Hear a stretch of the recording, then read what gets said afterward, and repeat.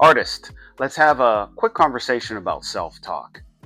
And whether you're a singer, a songwriter, a music producer, a DJ, a painter, a graphic artist, someone who draws with pencils, we all have a perfectionist mentality at some point in our life. We're all guilty of it. And when we think like that, we're unusually hard on ourselves, right?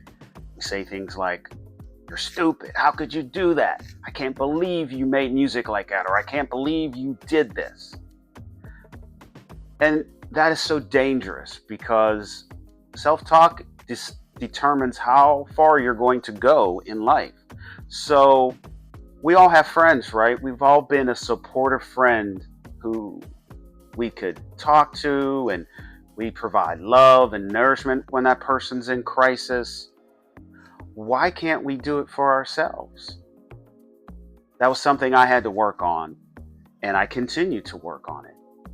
But whenever we're in crisis, whenever we're going through something, show ourselves love, support, and nourishment.